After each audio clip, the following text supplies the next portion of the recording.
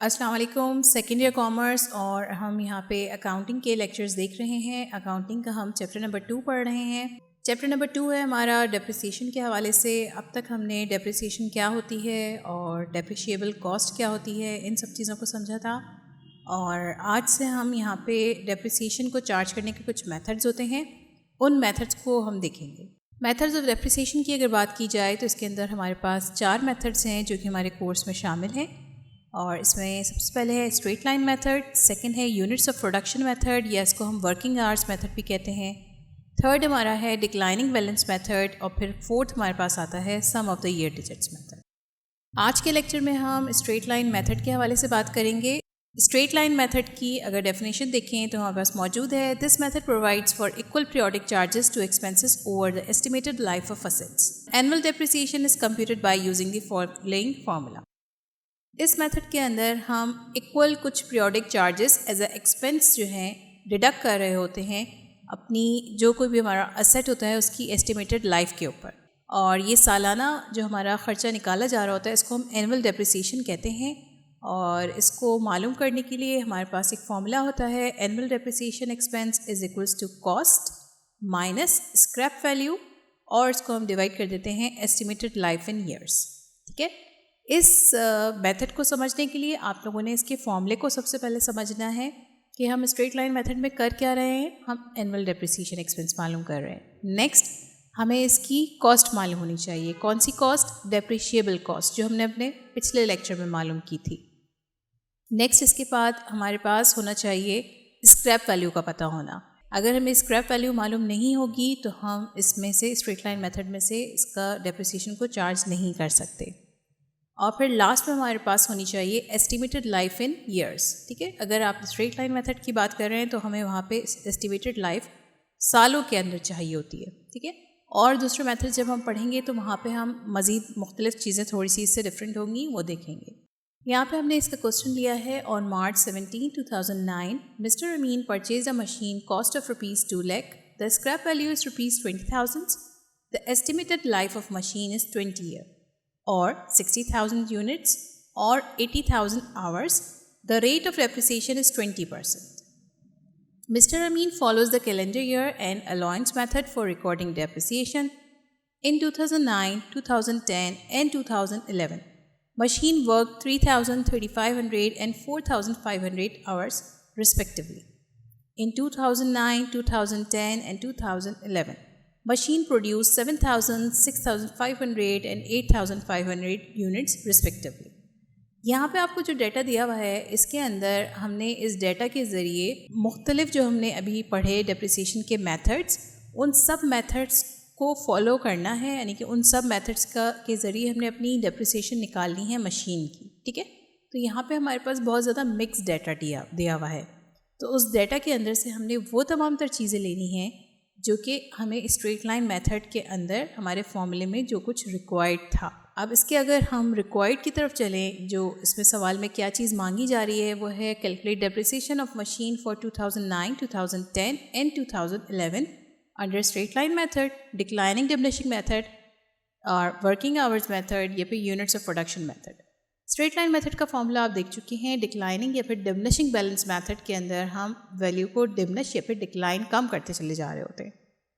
Working hours method में आप लोग इसको देख के समझ सकते हैं, किसी भी मशीन की हम डेप्रिसिएशन मालूम करते हैं और उसको इस बेस पे मालूम करते हैं कि कितने घंटे उस मशीन ने काम किया। तो यहाँ पे सवाल के अंदर जो हमें थोड़ा सा डाटा वर्किंग आवर्स का दिया हुआ है वो इस मेथड के अंदर हमारा यूज़ होगा। ठीक है, यानी कि स्ट्रेट लाइन मेथड में इसका कोई काम नहीं फ़िलहाल।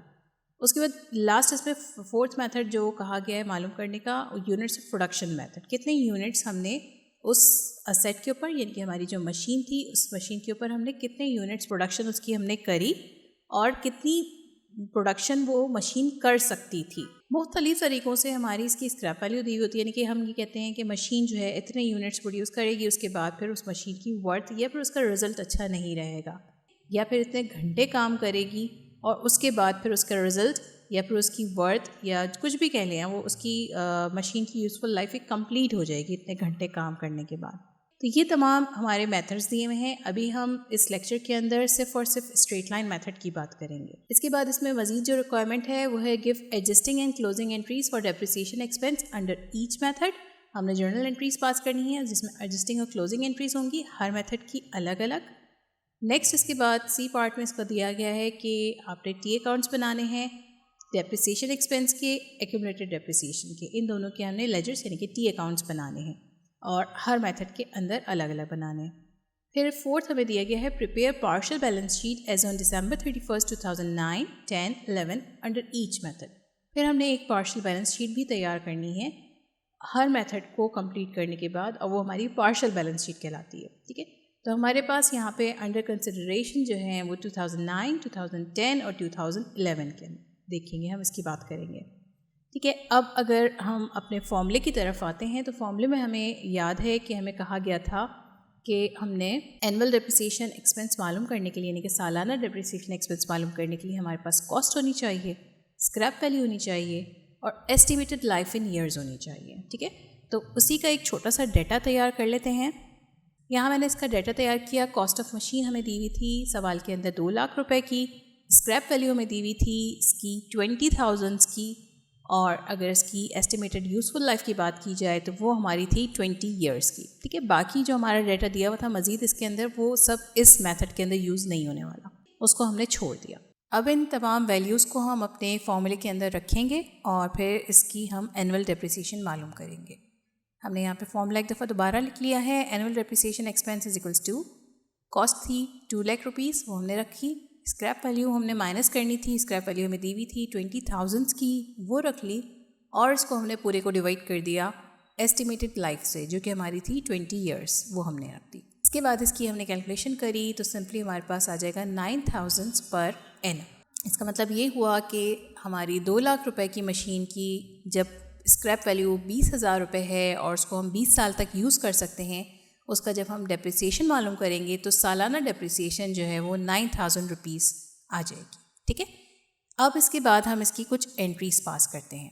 ये हमने यहाँ पे एक टेबल लिया है और इसके अंदर हम ईयर्स में रखेंगे डेप्रिसिएशन एक्सपेंस, एक्यूमुलेटेड डेप्रिसिएशन और book value at the year and. अब ये बात तो आप सब जानते हैं कि डेप्रिसिएशन हम सालाना चार्ज कर रहे हैं, तो हम फॉर December 31, 2009 3 ईयर्स की मालूम करनी थी, 2009, 2010 और 2011। 2009 की मालूम करनी थी। हमने मशीन जो परचेज़ करी थी, अगर आप सवाल को देखें दोबारा तो सवाल में हम देख सकते हैं कि हमने मशीन परचेज़ करी थी March 17 को, तो हमने शुरू साल में यानी कि जनवरी में हमने इसको मशीन को परचेज़ नहीं किया था। अब मार्च से अगर आप हिसाब लगाएं तो हमारे बनते हैं 9 महीने। ठीक है, मार्च से दिसंबर तक 9 महीने का हिसाब लगता है और 9,000 हमारी पर एनम चार्ज हो रही है डेप्रिसिएशन। तो हमने 9,000 मल्टीप्लाई बाय 9 और साल में महीने होते हैं 12, हमने 12 से इसको डिवाइड कर दिया। एनुअल डेप्रिसिएशन हमारी इस साल की 2009 की 6,750 आ गई। ठीक है, ये डेप्रिसिएशन एक्सपेंस था। इसके बाद हमने एक्यूमुलेटेड डेप्रिसिएशन की जब बात की तो एक्यूमुलेटेड डेप्रिसिएशन के अंदर भी हमने 6,750 का ही अमाउंट रखा है। उसकी वजह ये है क्योंकि इससे पहले डेप्रिसिएशन चार्ज नहीं की जा रही थी, इसी साल मशीन ली है तो कोई एक्यूमुलेटेड डेप्रिसिएशन, प्रीवियस कोई डेप्रिसिएशन जो है हमारे पास मौजूद ही नहीं थी, इसलिए हमने एक्यूमुलेटेड डेप्रिसिएशन भी यहाँ पे 6,750 रख दी है। इसके बाद अगला कॉलम है हमारा book value at the year and. अब 2 लाख रुपए की मशीन हमने परचेज़ करी थी, उसका हमने जब पर एनम के हिसाब से 6,750 उसमें से डिडक्ट कर दिया तो बच गए हमारे पास 1,93,250।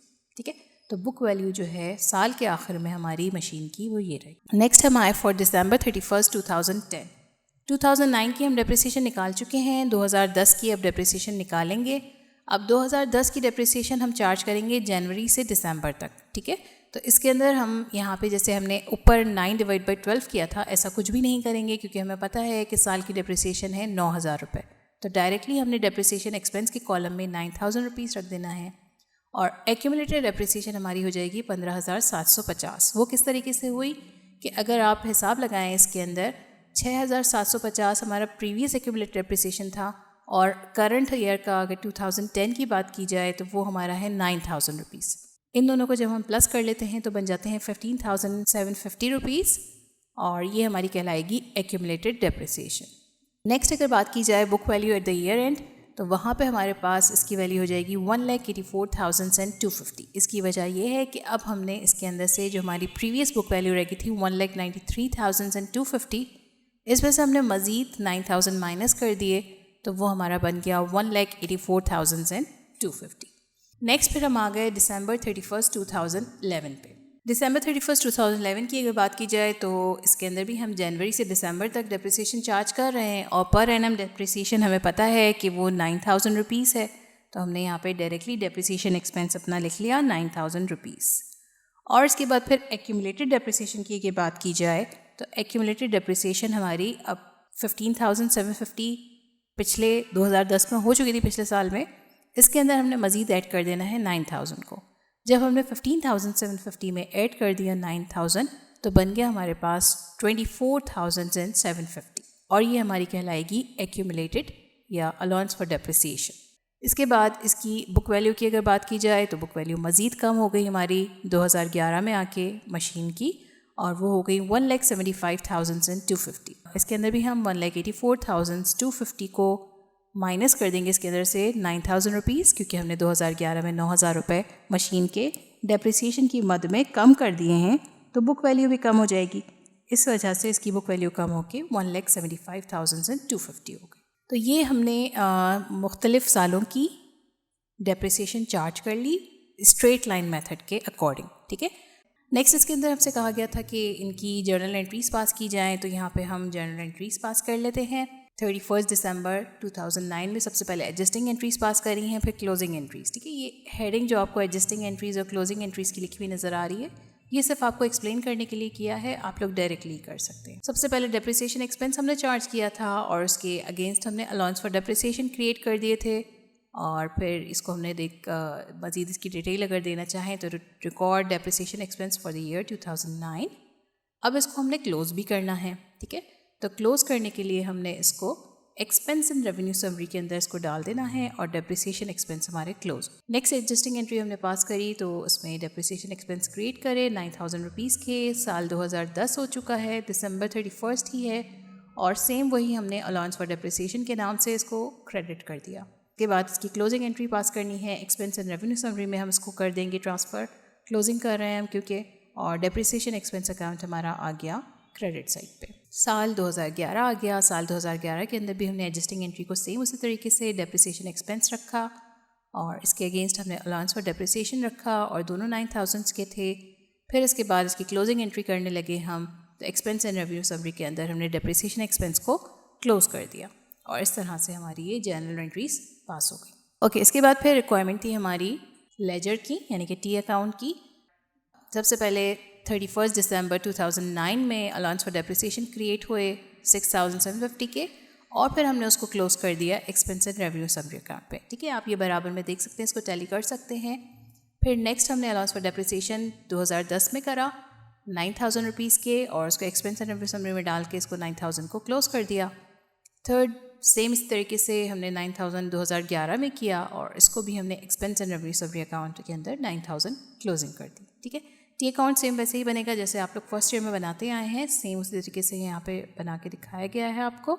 इसके बाद नेक्स्ट हमसे रिक्वायरमेंट थी अलाउंस फॉर डेप्रिसिएशन बनाने की, तो वो भी हमने यहाँ पे तैयार कर दिया है। डेप्रिसिएशन एक्सपेंस हमारे हुए थे, आप राइट हैंड पे देख सकते हैं, 6,750 के, और बैलेंस जो हमारा कैरी फॉरवर्ड हमने किया वो भी 6,750 का था।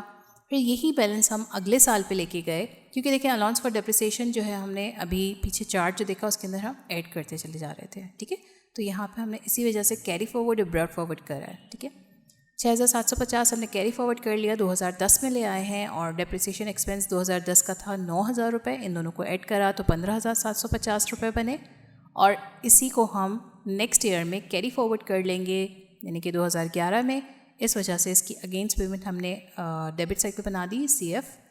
नेक्स्ट इसके बाद हमने 2011 में इसको ब्रॉड फॉरवर्ड करा, तो ये हमारा 15,750 आ गया 2011 में, और इसका डेप्रिसिएशन एक्सपेंस भी इस साल हमारा 9,000 का ही था पर एनम के हिसाब से, और इसकी हमारी टोटल अमाउंट जो बनी वो 24,750 बनी, और इसको हम बैलेंस को अगले साल पे ले जाएंगे, कैरी फॉरवर्ड कर लेंगे 24,750। ओके, इसके बाद फिर हम यहाँ पे तैयार करेंगे अपनी लास्ट जो हमारी रिक्वायरमेंट है, partial balance sheet. Partial balance sheet हमने यहाँ पे तैयार करी है और इसके अंदर सबसे पहले हम लिख लेते हैं mister Amin balance sheet partial as on December 31, 2009। और इसमें आप देख रहे हैं कि हमने असेट साइड ली है, इक्विटी साइड ली है, और क्योंकि ये पार्शल बैलेंस शीट है, जो हमारा सिर्फ असेट था मशीन थी, उसी की हमने यहाँ पे एंट्रीज़ को पास करना है। इस वजह से यहाँ पे हमने मशीन को असेट साइड पे लिखा। 2 लाख रुपए की मशीन थी और पहले साल में 2009 के अंदर हमने इसके अंदर से डिडक्ट जो किया था वो अलाउंस फॉर डेप्रिसिएशन 6,750 का था। इस तरह से मशीन हमारी हो गई थी 1,93,250 की। नेक्स्ट फिर हमने मिस्टर अमीन की 2010 के अंदर पार्शल बैलेंस शीट तैयार करी है। वही 2 लाख रुपए इसकी कॉस्ट थी और इसके अंदर अलाउंस फॉर डेप्रिसिएशन हो चुके थे 15,750। वो किस तरीके से, पहले 6,750 थे 2009 के, और 2010 के अंदर मज़ीद उसका डेप्रिशिएट किया था 9,000 से, तो दोनों ऐड होके 15,750 बने। और 2 लाख में से जब 15,750 माइनस करें तो बने 1,84,250। इसके बाद फिर नेक्स्ट हमारे पास लास्ट इसमें 2011 का था, यहाँ पे ये 2011 है, और इसको भी हमने सेम उसी तरीके से चार्ज किया। 2 लाख रुपए में से हमने अलाउंस फॉर डेप्रिसिएशन, क्योंकि फर्स्ट हमारे 6,750 था, उसमें हमने 9,000 ऐड किए थे तो 15,750 बने थे। अब 15,750 में जब हम मज़ीद 9,000 ऐड करेंगे, जो कि हमारी स्ट्रेट लाइन मेथड के ज़रिए एनुअल डेप्रिसिएशन आई थी, तो 24,750 बने। अब 2 लाख में से हमने 24,750 जब कम कर दिए तो बने 1,75,250। इस तरीके से हमारी पार्शल बैलेंस शीट्स तैयार हो गई हैं 2009, 2010 और 2011 की। ओके, इसके बाद फिर इसको आप इस तरीके से भी शेड्यूल करके भी रख सकते हैं कि 2009 में क्या थी सूरत हाल, 2010 में क्या थी और 2011 में। ठीक है, ये बैलेंस शीट हमने सबको कंबाइन करके लिख लिया और ऊपर आपको एक साथ अलग अलग करके दिखाया गया था। ठीक है, मशीन है, टोटल कॉस्ट 2 लाख है तीनों सालों में। अलाउंस और डेप्रिसिएशन यहाँ पे अलग अलग बता दिए। पहले साल में 6,750 थे। इसकी वजह ये थी क्योंकि हमने मशीन ख़रीदी थी मार्च में, और मार्च से दिसंबर तक बनते थे 9 महीने, और 9 महीने की डेप्रिसिएशन निकल रही थी 6,750। नेक्स्ट 2010 की बात आ गई, तो 6,750 के अंदर हमने मज़ीद ऐड कर दी 9,000 रुपये। तो 9,000 को जब हमने ऐड किया तो बन गए 15,750, और मशीन की वर्थ बन गई 1,84,250, जो इसकी बुक वैल्यू है। ओके, फिर हम आ गए 2011 में, और 2011 में भी हमने यही काम किया। 15,750 तो हो चुके थे, मज़ीद हमने 9,000 रुपये एनुअल डेप्रिसिएशन इसके अंदर ऐड कर दी तो बने 24,750, और जब 2 लाख में से ये अमाउंट हमने माइनस करी है तो 1,75,250 हमारे पास मशीन की बुक वैल्यू आ गई साल 2011 में। तो ये था हमारा आज का लेक्चर, जिसके अंदर आपको बताया गया कि किस तरीके से आप डेप्रिसिएशन चार्ज कर सकते हैं किसी भी असेट की, और उसके अंदर 4 मेथड्स होते हैं, जिसको भी हमने फर्स्ट मेथड को समझा है। इंशाल्लाह ताला अपने नेक्स्ट लेक्चर के अंदर हम इसके नेक्स्ट मेथड को लेके आएंगे और आपको बताएंगे कि किस तरीके से हम दूसरे मेथड को फॉलो करते हुए भी डेप्रिसिएशन मालूम कर सकते हैं। और सेम यही काम करेंगे, जर्नल एंट्रीज पास करेंगे और इसके लेजर्स तैयार करेंगे, फिर हम पार्शल बैलेंस शीट्स को तैयार करेंगे। ठीक है, उम्मीद है आज का लेक्चर आप लोगों को अच्छी तरीके से समझ आया होगा। इस लेक्चर के हवाले से आपको किसी भी किस्म का कोई सवाल करना है तो आप हमें फ़ेसबुक, इंस्टाग्राम या फिर हमारे ईमेल एड्रेस पे आप हमसे अपने तमाम सवालात पूछ सकते हैं। मज़ीद आप हमारे कमेंट सेक्शन में भी अपने तमाम सवालात पूछ सकते हैं। आपके तमाम सवालों के जवाबात आपको वहाँ पे मिल जाएंगे। अगर ये वीडियो पसंद आई है तो इस वीडियो को लाइक ज़रूर कीजिएगा। हमारे चैनल को सब्सक्राइब करने के साथ साथ अपने दोस्तों में, अपने रिश्तेदारों में शेयर ज़रूर कीजिएगा। अल्लाह हाफ़िज़।